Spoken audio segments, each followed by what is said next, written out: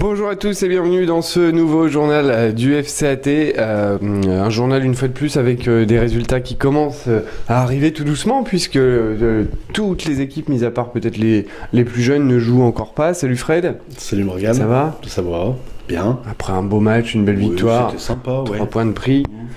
Monsieur le Président, comment ça va? Ça va. Normalement, Après ce dimanche à la campagne. Oui. T'as dû recevoir normalement un camion de champagne? Ah non, pas encore. Pas encore? Non, donc on fait rien tant que le camion de champagne n'est pas là. Bon, on va passer quand même aux résultats du week-end puisqu'il y en a eu pas mal. Et puis il y a eu du but ce week-end. Il y a eu du but, ouais. Et avec toi Fred. Donc on commence avec les U15, la victoire de la PH 4-0 contre Saint-Julien, défaite des U15-2 4-1 à Saint-Étienne-sous-Barbuise. Défaite des U17 PH 2-1 contre Saint-Julien. Victoire des U19 DH 3-0 contre Argonne. Défaite des féminines 2-1 contre les Stacks. Grosse victoire par contre des R3 seniors 15-0 face à Saint-Martin-la-Veuve. Et victoire de notre équipe Fagnon cet après-midi 3-0 à la SVPO. Voilà. J'ai entendu Jean-Pierre dire c'est bien sur la défaite des féminines, puisqu'effectivement contre les Stacks 2-1, c'est un beau résultat. C'est une défaite, mais c'est un beau résultat. Oui, parce que vous avez vu comme moi sur la presse locale que les Stacks, l'objectif de l'attaque, c'est de monter. Donc chez eux, 2-1, je pense que ça veut dire que la mayonnaise prend et puis qu'on progresse avec nos équipes féminines. T'es un peu au courant de l'équipe? Il y a eu de nouvelles arrivées sur l'équipe féminine? Non, je peux pas te dire. Hervé? Oui, il y a 2-3 arrivées dans Viens à la rigueur Hervé. Si, viens 2 minutes, on va en parler justement des féminines. la gardienne qui est... Eh ben viens 2 minutes. Hervé, viens 2 minutes. Oh, il veut pas passer à la télé. Il connaît tout sur le club. Mais... Il y a eu des renforts, dont la gardienne qui vient de l'Estac. De l'Estac, peut-être. De Reims. Donc voilà, donc il y a eu des renforts. Eh ben, parfait. C'est une bonne saison qui s'annonce pour les féminines. Et preuve en est, pour faire 2-1 contre les Stacks, je pense que c'est... D'après le coach. Et au niveau des montées, ça se passe comment? C'est que le premier. Donc forcément, avec les Stacks qui est là, ça va être compliqué. Oui. Il faut le temps de construire quand même. Hein. C'est quand même assez récent, notre équipe féminine à ce niveau-là. Donc, par contre, on s'aperçoit que ça progresse de saison en saison.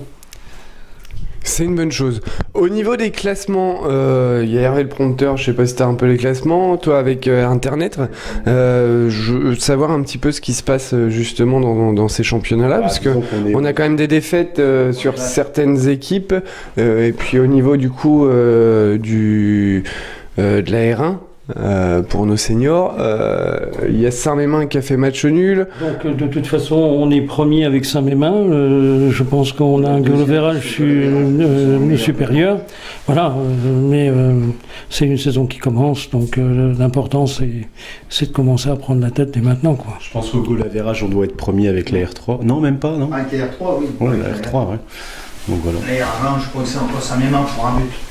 Avec la R3 parce que aujourd'hui, gros coup de klaxon, on va dire 15-0.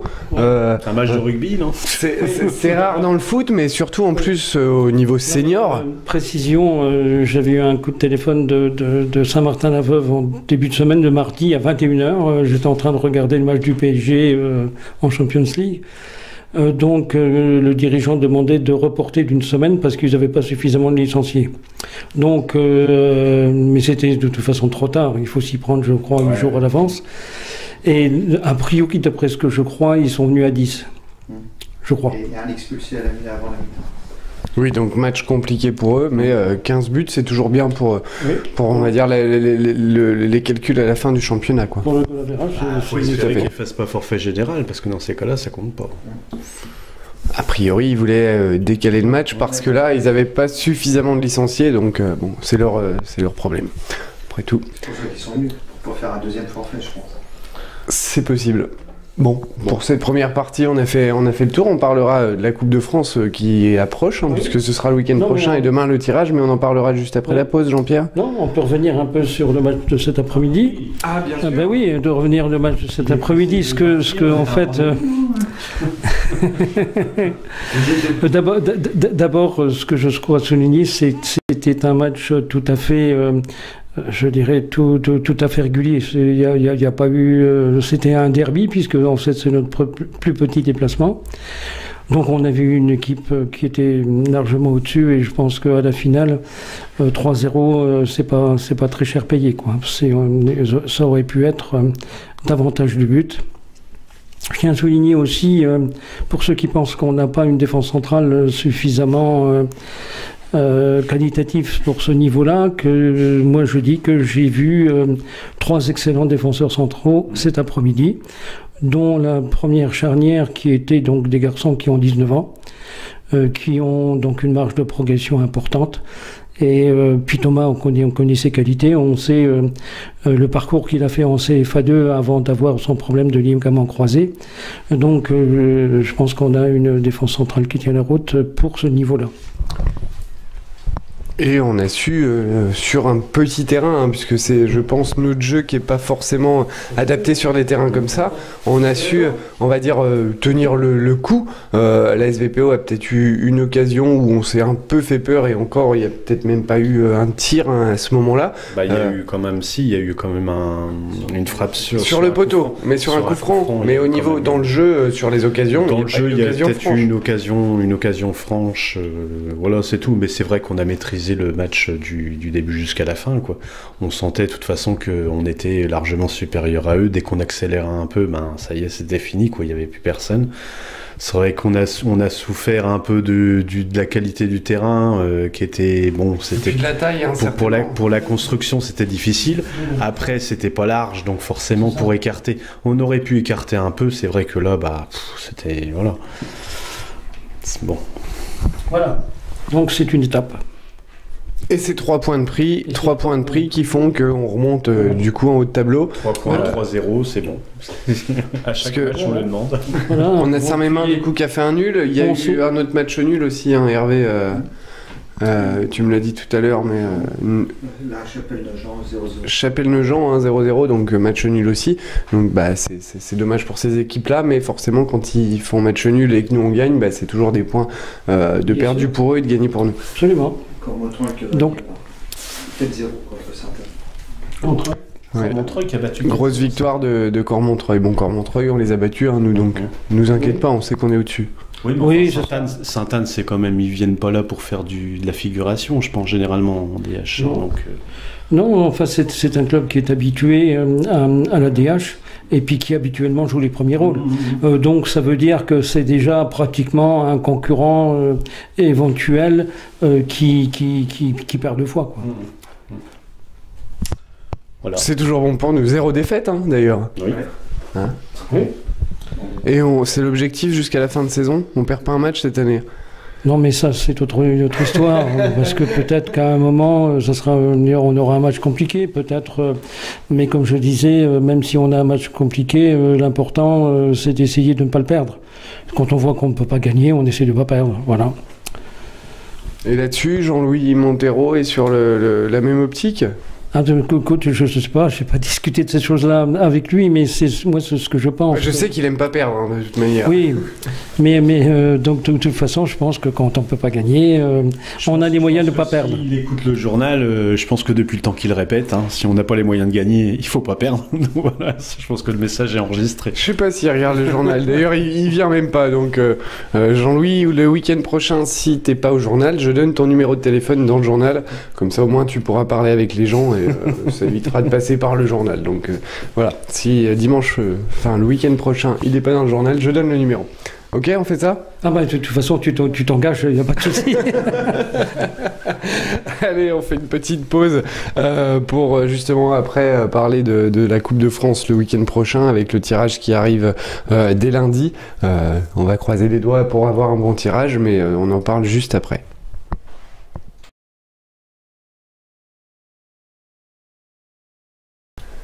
Voilà, bienvenue dans cette deuxième partie du journal où on va changer un petit peu les règles. On va commencer par les matchs du week-end prochain pour laisser place après à cette belle coupe aux deux grandes oreilles qui est la Coupe de France. Il va y avoir le tirage lundi soir, mais du coup on va commencer par les matchs du week-end prochain avec toi, Fred.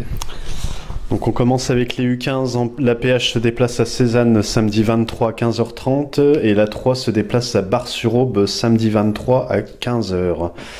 En U17, la PH reçoit Cézanne dimanche 24 à 10h et la 2 se déplace à l'Entente Marigny à Sofa samedi 23 à 15h.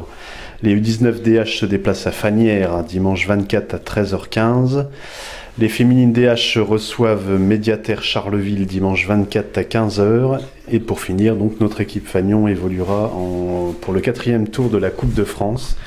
Tirage au sort donc lundi, donc à l'heure de l'enregistrement. Nous ne savons pas contre qui nous allons tomber. Mais ce sera affiché là. Mais ce sera affiché.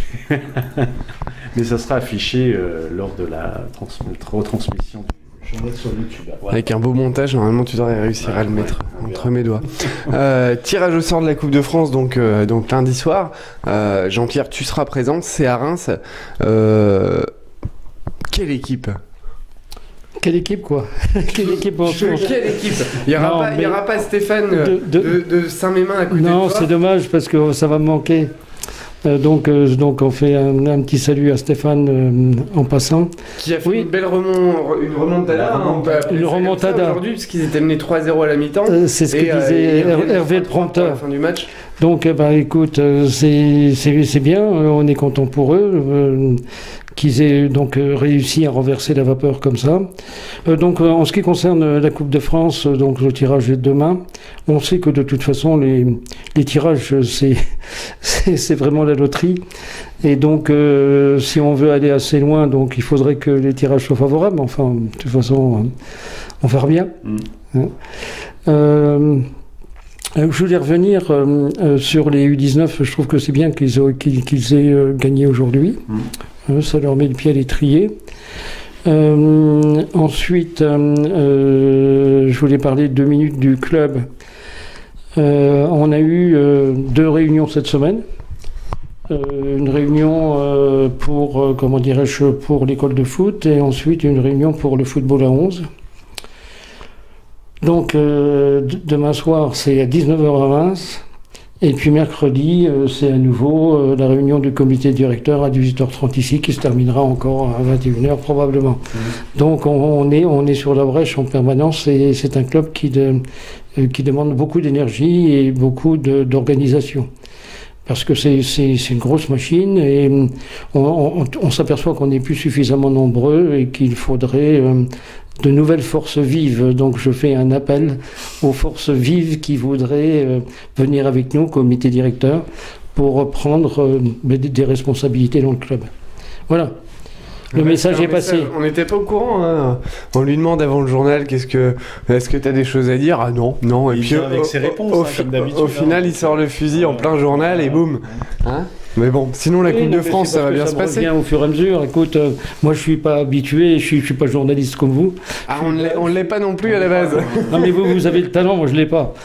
C'est que de toute façon ça. Si tu l'as, puisque tu es là tous les dimanches soirs avec nous. Ça ne se discute pas. Vous avez un talent extraordinaire.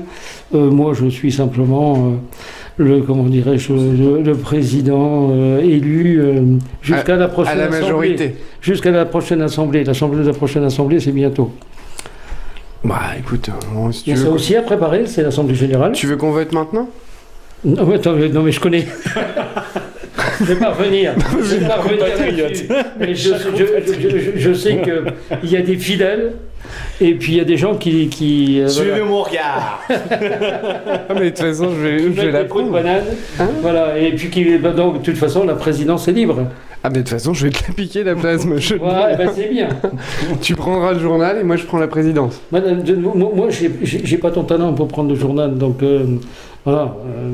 J'ai pas ton talent pour prendre la présidence. Bon, comme ça pas. Au moins on se complète.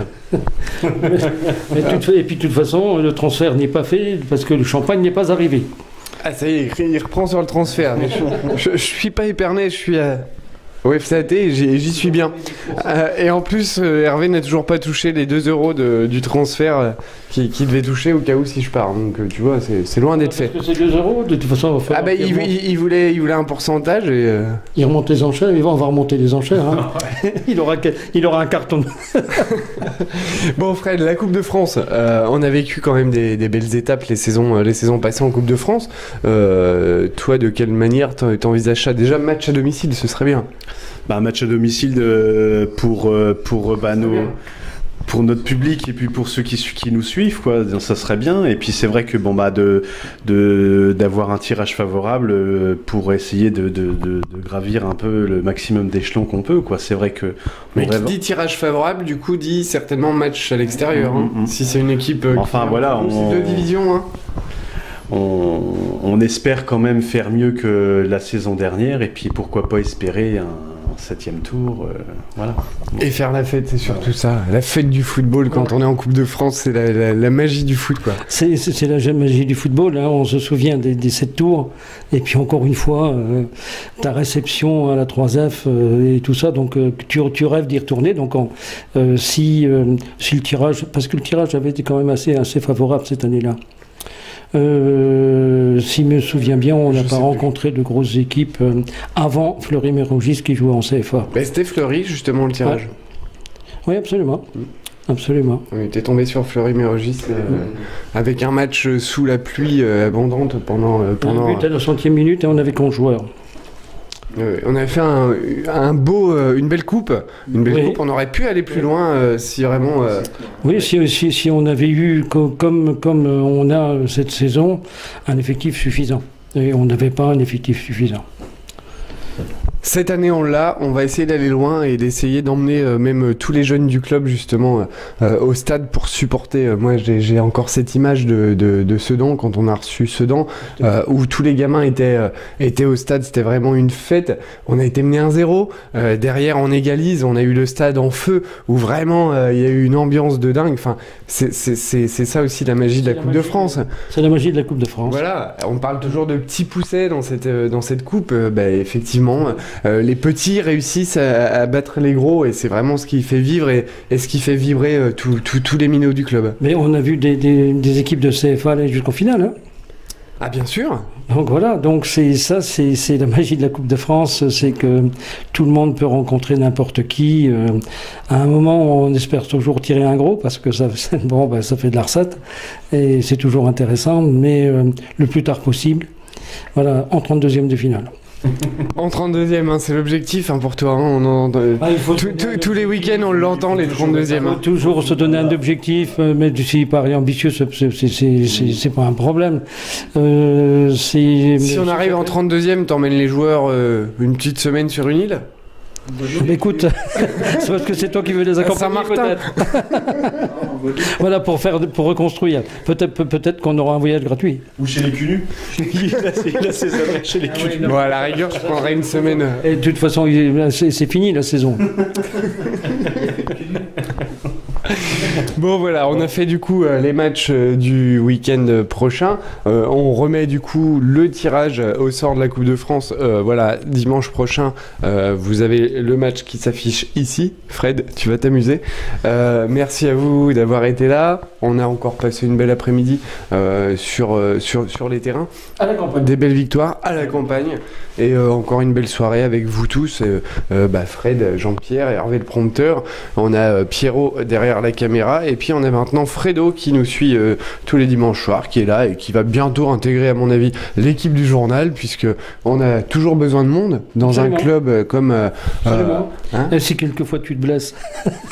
C'est possible, et Fredo me remplacera. Et si tu sais pas jouer au foot, tu feras les merguez. Voilà. Je sais pas faire les merguez, donc à la rigueur, je jouerai au foot. Voilà, merci à vous de nous suivre. On a passé une belle semaine et on atteint bientôt les 1000 likes sur la page Facebook. Ça y est, c'est fait. Et voilà, c'est fait. Tu mettras un petit logo, merci, avec le logo Facebook pour avoir dépassé les 1000 j'aime sur notre page FCAT. Merci à tous pour votre soutien. Les jeunes commencent à arriver, donc en plus ça va continuer et on sera là pour les suivre. À très bientôt. Salut. Salut.